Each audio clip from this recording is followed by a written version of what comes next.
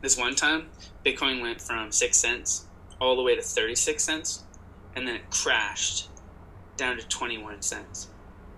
And then another time, Bitcoin went from 85 cents all the way to $29, and then it crashed $3. And then another time, Bitcoin went all the way to $213, and then it crashed all the way to $70. And then another time, Bitcoin went all the way to $1,100, and then it crashed all the way to $239. So the moral of the story is, don't buy Bitcoin, because you know it's going to crash again. All right. This, of course, some great perspective from Alex Miller way back in June of 2015. But, hindsight is 2020. I mean, can you imagine with Bitcoin back in the day rallying up to over thousands of dollars and then crashing all the way back down to $239? Who would have been crazy enough to watch Bitcoin correct over 85%, dead cat bounce up, keep correcting lower? Who would have been crazy enough to buy Bitcoin in the middle of that correction when Bitcoin was at $200? Well, Alex back in 2015, he was crazy enough, but let's not kid ourselves. I mean, that was way back in 2015. That was a different time. Alex made that video. This is 2015. He made that video right around here when the sentiment of the market was incredibly bearish at the time. I mean, why wouldn't it have been? Look at that massive correction from all-time highs that people thought, well, that's it. It's 2015. Bitcoin's fizzled out. I must have missed it. But of course, hindsight, now that's 2020. Month to month, yes, we are volatile. But year to year, Bitcoin's network effect continues to grow, and year to year, and I stress that, year to year, the security of Bitcoin's blockchain, well, it's only getting more secure. Yet, there will always be people saying, hey, don't buy Bitcoin. It's obviously going to crash. Now, I'm going to like this.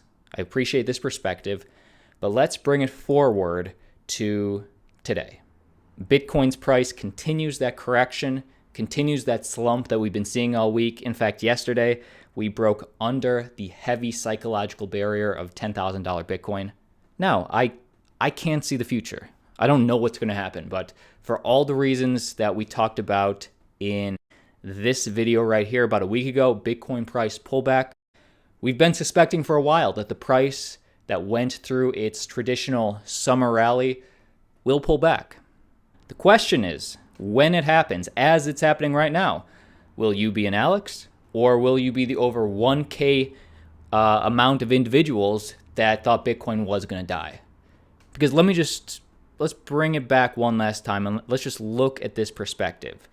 This is the price of Bitcoin. This is 2015, 2016, 2017. What do we see?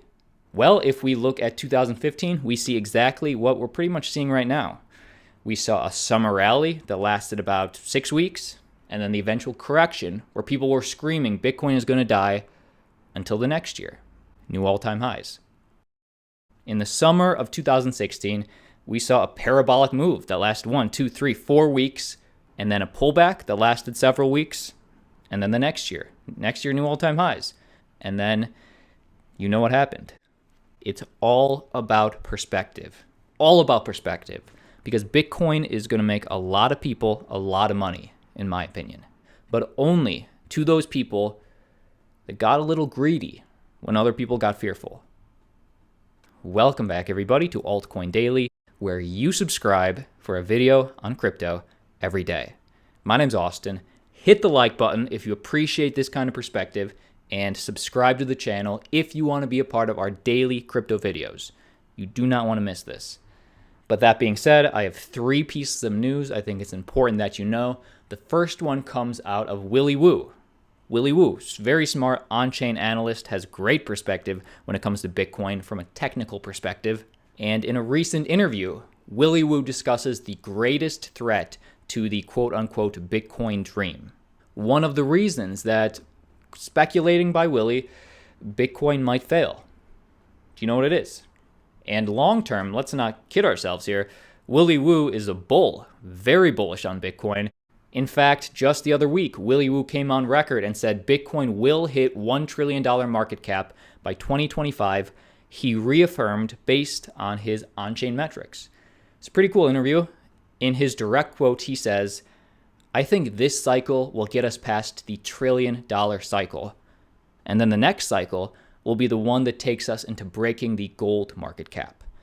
Now, if Bitcoin broke the gold market cap in the future cycle from now, that would be breaking a $7.7 trillion market cap. We'll see. But I'm just affirming that he is a perennial bull. So I like to pay attention when he discusses a possible threat to that quote-unquote Bitcoin dream. And it came on Tuesday when he tweeted out this gold chart. He says, "Why does gold trade like a shitcoin, but over 100 years instead of over 100 weeks?" Meaning, why does gold act like these crappy altcoins that we see, but in a way longer, broader time period? Well, in a semi-stream of consciousness that followed, Wu suggested that the reason that gold seems to be moving in way longer terms like a poop coin is because of the controlled market with a few hands holding a concentrated supply, meaning that because gold is so centralized, manipulation's easy. And he finished his speculation by tweeting, "Probably the greatest risk to Bitcoin's dream is concentration of coins to a few hands. They'll probably be the new bankers." So if Bitcoin ends up like gold, then we'd see this blatant manipulation like we're seeing in the gold market. Now, what do you think? Will Bitcoin ever become that centralized if it's so popular? To me, I mean, less than 5% of the world owns Bitcoin, so we are nowhere close to that being a real fear yet. But think of it this way. Every time a whale dumps, Bitcoin becomes more decentralized. Right?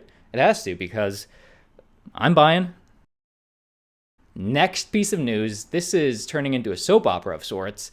Justin Sun surfaces in San Francisco, contrary to Chinese media reports. Now, this article has been updated several times since initial publication as new information keeps becoming available. And what do we know? Well, in our video yesterday, we read you a private Tron letter that the Tron Foundation emailed to the quote-unquote crypto influencers like this channel that was supposed to meet with Justin Sun and Warren Buffett. Justin Sun, it was reported, had to cancel because of kidney stones. Very painful. Then we got all these reports coming out of China that Justin Sun was unable. He legally was bound to China, and due to legality issues, he was held in the country. But that narrative was seemingly debunked in the afternoon when a live video broadcast showed Sun in what appeared to be a San Francisco high-rise, the Bay Bridge in the background, joking that he wished he were in Miami instead of San Francisco.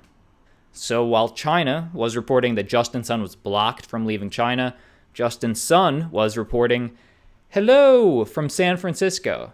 Bay Bridge is beautiful. Me and our comms guy, aka bodyguard, #Tron."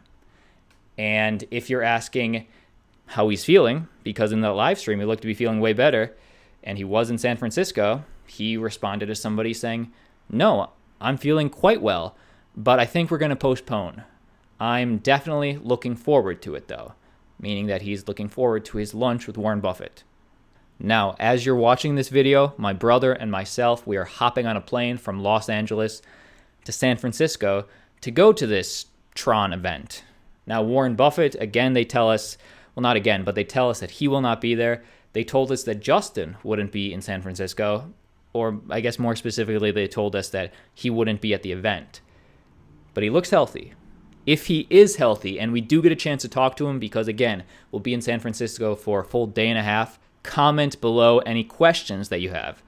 If he's feeling better, I will not stop until every single question is answered.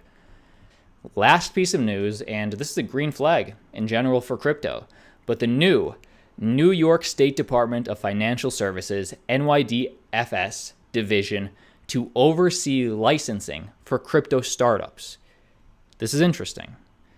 The New York State Department of Financial Services, the financial regulator for the state of New York, is moving its in-house team supervising cryptocurrencies business to a new division.